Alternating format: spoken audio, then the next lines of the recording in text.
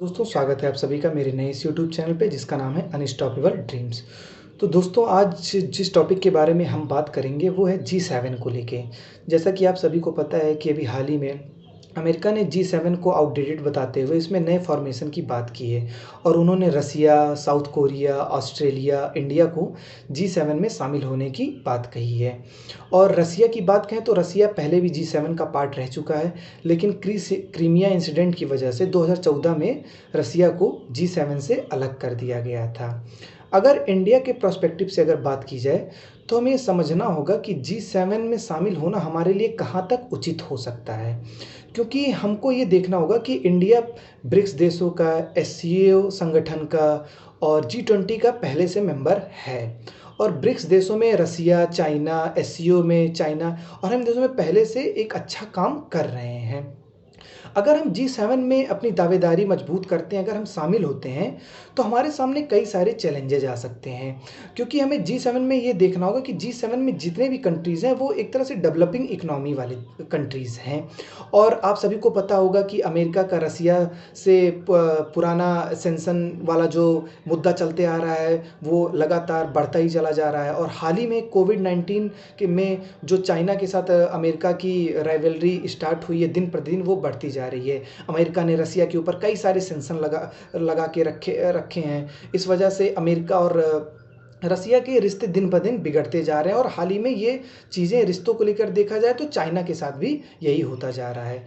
अगर हम जी7 में शामिल होते हैं, तो फिर हमें अपनी डिप्लोमेसी और अपने फॉरेन पॉलिसी को कई स्तर से कई सारे चैलेंजेज़ों का सामना करना पड़ेगा, क्योंकि हमें भिन्न-भिन्न स्टेजों पे अलग-अलग चैलेंजेज़ का सामना करना पड़ेगा। जैसे कि जी7 के अगर मंच से देखा जाए तो हमें एक अलग डिप्लोमेसी अपनानी पड़ेगी, ब्रिक्स देशों के साथ देखी जाए तो एक अलग डिप्लोमेसी अपनानी पड़ेगी, एससीओ देशों के साथ देखा जाए तो एक अलग डिप्लोमेसी अपनानी पड़ेगी।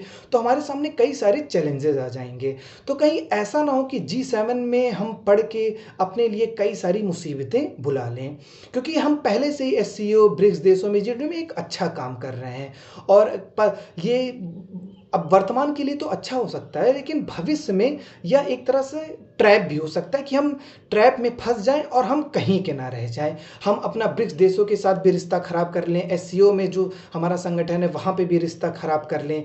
क्योंकि हमें जी7 में शामिल होने के बाद हमें एक तरह से अमेरिका के जो पीछे रहना पड़ेगा, जो वो बोलेगा हमें वो पॉलिसी अपनानी पड़ेगी। तो कहीं ऐसा ना हो कि हम अमेरिका में जी7 में शामिल होने की वजह से चाइना के साथ, रसिया के साथ अपने रिश्ते ख़राब कर लें। क्योंकि हम ऐसा नहीं चाहते कि हमारा रिश्ता चाइना या रसिया के साथ इस तरह ख़राब हो। क्योंकि अगर डिफेंस के लिए देखा जाए तो हमारा एक अच्छा खासा डिफेंस पार्टनर रसिया है। चाइना को देखा जाए तो चाइना भी एक अच्छा खासा एपीआई में सबसे अच्छा हमें हमारे एपीआई इंडस्ट्री के लिए सबसे अच्छा कंट्री चाइना है।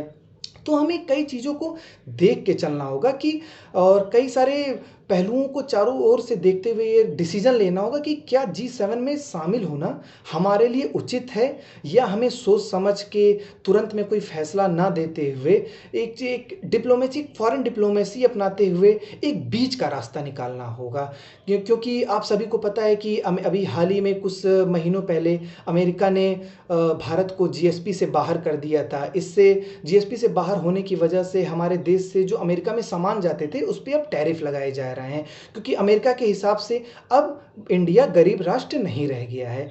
तो इन तमाम सारे सिनेरियो को देखते हुए हमें ये सोचना होगा कि जो अमेरिका जी7 के विस्तार की बात कर रहा है, क्या वो एक तरह से फॉरेन पॉलिसी को लेके या फिर आने वाले ग्लोबल इकोनॉमी को लेके कई चीज़ों को देख के कर रहा है, या तो ऐसा तो नहीं कि वो अमेरिका या रसिया को एक तरह से घेरने की बात कर रहा है, क्योंकि हम ऐसा नहीं चाहते कि हमारा दूसरे देशों के साथ संबंध बिगड़े।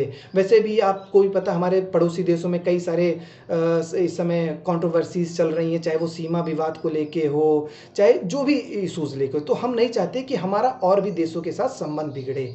और आप सभी को पता है पिछले कुछ सालों में हमने अपनी फॉरेन पॉलिसी अच्छी की है और हमारे कई देशों के साथ संबंध अच्छे होते होते गए हैं, तो हम ये नहीं चाहेंगे कि दोबारा हम बैक फुट पर जाएँ।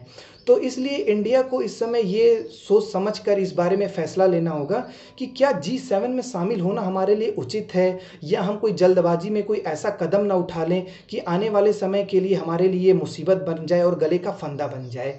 तो इन तमाम चीज़ों को देखते हुए हमें एक अच्छा अप्रोच अपनाना होगा। तो आई थिंक दोस्तों, आप सभी को ये वीडियो पसंद आया होगा और मैं आशा करता हूँ कि आप अपना ढेर सारा प्यार और ढेर सारा सपोर्ट देंगे और मेरे चैनल को सब्सक्राइब करेंगे। और मैं कल फिर एक नए वीडियो के साथ आप सभी के सामने आऊँगा। और तब तक आप स्वस्थ रहें, सुरक्षित रहें, जहाँ रहें अच्छे रहें। जय हिंद, जय भारत।